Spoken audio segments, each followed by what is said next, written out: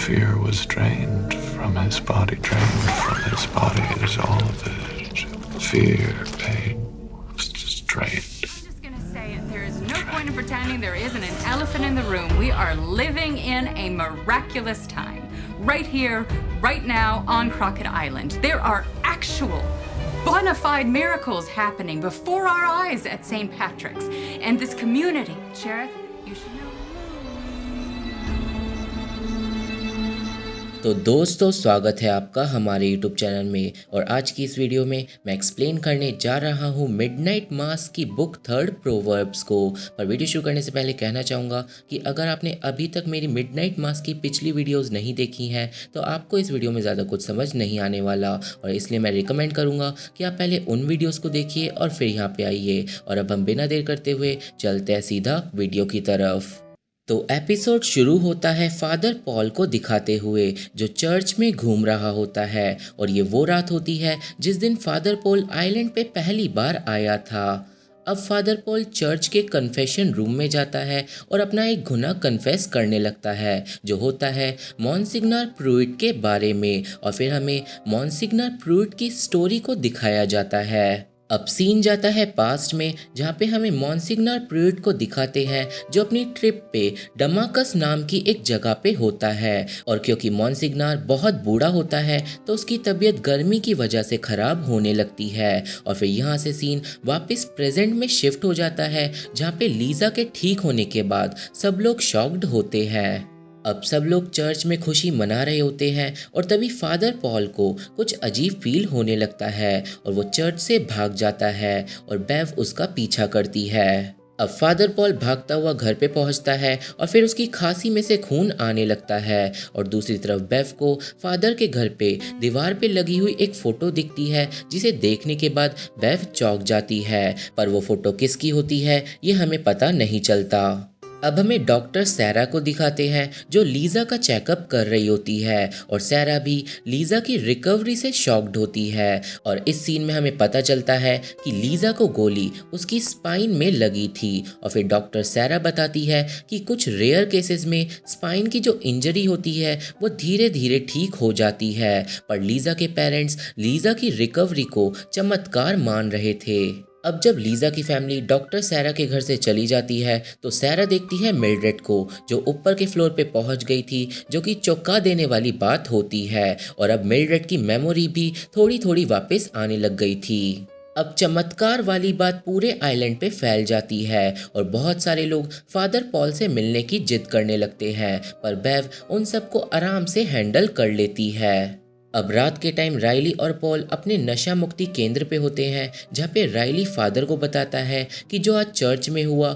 वो एक rare case है और स्पाइनल कॉर्ड की जो इंजरीज होती हैं वो अपने आप ठीक हो सकती है। पर राइली फादर से एक सवाल पूछता है। राइली पूछता है कि आपको ये कैसे पता चला कि लीजा चलने के काबिल है और वो प्रसाद लेने के लिए खड़ी हो सकती है, और फिर फादर पॉल राइली को अपने धार्मिक पॉइंट ऑफ व्यू से बातें समझाता है, पर राइली को ठोस सबूत चाहिए था और वो फादर की बातों से सहमत नहीं होता।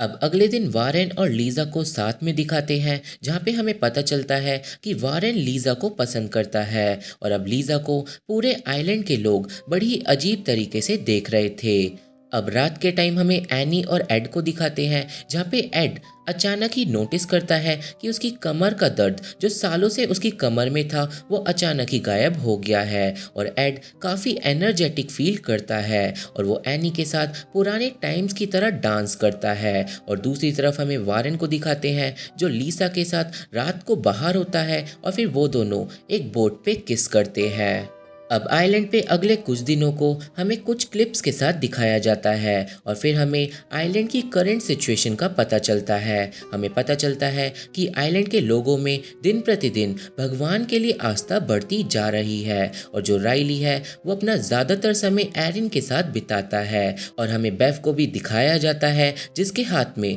फिर से जहर की बोतल होती है। अब हमें संडे का दिन दिखाते हैं जहाँ पे हमें चर्च का सीन दिखाया जाता है और जो अल्टर बॉय वारेन होता है वो माचिस लेने के लिए चर्च के अंदर वाले कमरे में जाता है जहाँ पे वो देखता है फादर पॉल को जो क्राइस्ट की वाइन बॉटल में अपनी पर्सनल बॉटल से वाइन भर रहा होता है, जो वारन के लिए थोड़ा कंफ्यूजिंग होता है।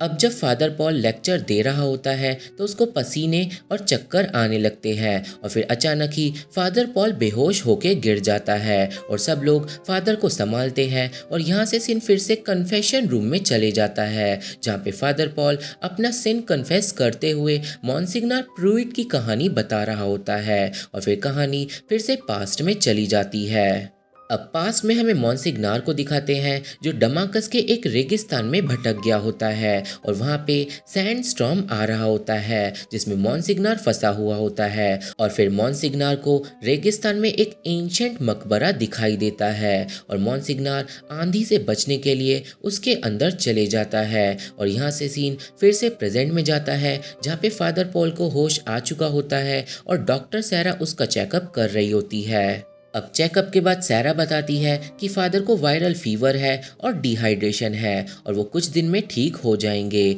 और दूसरी तरफ हमें हसान को दिखाते हैं जिसे अली के बैग में से एक बाइबल की किताब मिलती है और हसान उसे देखकर थोड़ा ऑफेंड हो जाता है। अब हमें पियक्कर जॉय को दिखाते हैं जिसके घर आती है लीजा और लीजा को चलता हुआ देखकर जॉय शॉक्ड होता है और फिर जॉय अपनी गलतियों के लिए लीजा से माफ़ी मांगने लगता है और फिर लीजा अपनी भड़ास जॉय पे उतारने लगती है। लीजा बोलती है कि मैं तुमसे बहुत ज़्यादा नफरत करती हूँ और मैं हमेशा करती रहूँगी और मैं चाहती हूँ कि तुम अपनी ज़िंदगी में बहुत ज़्यादा तड़पो, पर मैंने बाइबल को पढ़ा है और उसमें लिखा है कि भगवान सबको माफ़ कर देते हैं और अगर भगवान सबको माफ कर सकते हैं तो मैं भी तुमको माफ कर सकती हूँ। और फिर लीजा जॉय को माफ करके वहां से चली जाती है और जॉय रोने लगता है। अब हमें कम्युनिटी मीटिंग का सीन दिखाते हैं जहाँ पे हसान बताता है कि स्कूल में बच्चों को बाइबल पढ़ाई जा रही है और उसे एक बाइबल अपने बेटे के बैग से भी मिली है,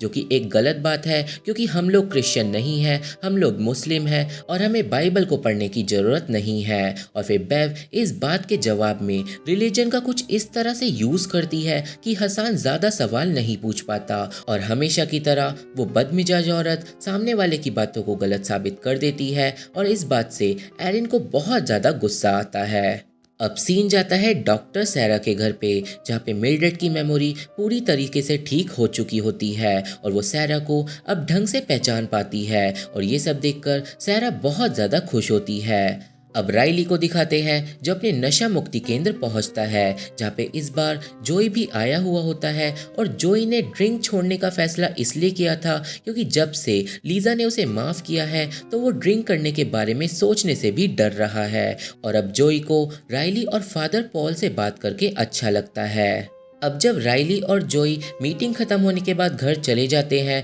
तो फादर पॉल को फिर से खून की खांसी आने लगती है और फिर दूसरी तरफ हमें हसान और अली को दिखाते हैं जो नमाज पढ़ रहे होते हैं। अब नमाज पढ़ने के बाद अली हसान को बोलता है कि वो भी संडे को चर्च जाके जीसस के बारे में जानना चाहता है, पर हसान साफ साफ मना कर देता है और बोलता है कि तुम क्रिश्चियन नहीं हो और तुम चर्च नहीं जा सकते और मिरेकल जैसा कुछ भी नहीं होता और अगर ऐसा कुछ होता है तो तुम खुद सोचो कि भगवान ने अपाहिज लीजा को तो ठीक कर दिया पर तुम्हारी माँ को कैंसर से मरने दिया। और फिर हसान अली को समझा के वहाँ से जाने लगता है, पर जैसे ही वो लाइट बंद कर है उसे खिड़की के बाहर वही क्रीचर दिखाई देता है जो अगले ही पल गायब हो जाता है और हसान उसे देखकर डर जाता है। अब हमें बेफ को दिखाते हैं जो वेड और डोली से फादर पॉल के लिए एक कम्युनिटी डिनर अरेंज करवाने के लिए बात कर रही होती है और तभी फादर पॉल वहां पे आ जाता है और वो रूम में एंटर करते ही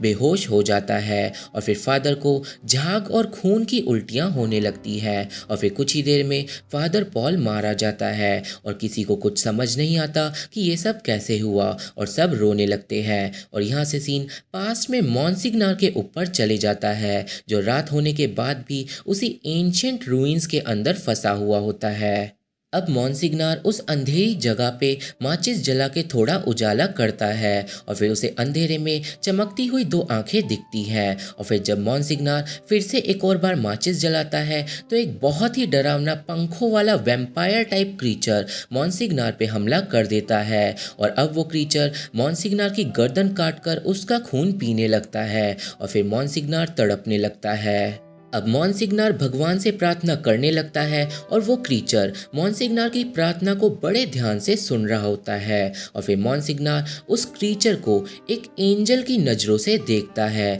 और वो सोचता है कि वो क्रीचर कोई एंजेलिक थिंग है। अब वो क्रीचर अपनी कलाई पे कट लगाता है और मॉन्सिग्नार को अपना खून पिलाने लगता है और मॉन्सिग्नार बेहोश हो जाता है। अब अगली सुबह मॉन्सिग्नार को जब होश आता है तो वो फिर से जवान हो चुका था और मॉन्सिग्नार के जवान रूप को देखकर हम व्यूअर्स यहाँ पे समझ जाते हैं कि फादर पॉल हिल असल में मॉन्सिग्नार ही है। अब मॉन्सिग्नार को वो क्रीचर अंधेरे में खड़ा हुआ दिखता है और मॉन्सिग्नार उसके सामने झुक जाता है और वो क्रीचर अपना आशीर्वाद मॉन्सिग्नार को देता है और यहाँ पे हम व्यूअर्स को पता चलता है कि मॉन्सिग्नार उस वैम्पायरिक क्रीचर को एंजल की तरह ट्रीट कर रहा है और वो उसी वैम्पायर को एक बॉक्स में क्रॉकेट आइलैंड पे ले आया है और इसी पाप के लिए मॉन्सिग्नार चर्च के कन्फेशन रूम में बैठकर कन्फेस कर रहा होता है, पर मॉन्सिग्नार उस क्रीचर को आइलैंड पे क्यों लाया है ये हमें पता नहीं चलता। अब सीन वापस प्रेजेंट पे जाता है जहाँ पे मरने के बाद भी मॉन्सिग्नार वापस जिंदा हो जाता है और फिर बेव फादर पॉल को मॉन्सिग्नार के नाम से ही बुलाती है। अब हमें दीवार पे लगी उस फोटो को दिखाया जाता है जो बेव ने पहले देखी थी और वो फोटो होती है जवान मॉन्सिग्नार की और उसी फोटो को देखने के बाद बेव समझ गई थी कि फादर पॉल ही मॉन्सिग्नार है, पर वो इस बारे में अभी तक कुछ भी नहीं बोली थी और जो बेव के इंटेंशंस होते हैं वो भी अभी हमें समझ नहीं आते और एपिसोड यहीं पे ख़त्म हो जाता है। तो ये थी explanation midnight mass episode 3 proverbs की और अब ये सीरीज़ और ज़्यादा इंटरेस्टिंग होती जाएगी और मुझे आशा है कि आप सभी को इस वीडियो के बाद ये एपिसोड समझ आ गया होगा और मेरी वीडियो पसंद आई होगी। तो आज की वीडियो में बस इतना ही। वीडियो पसंद आई तो चैनल को सब्सक्राइब कर देना, वीडियो को लाइक एंड शेयर करना मत भूलना। Thank you, bye bye.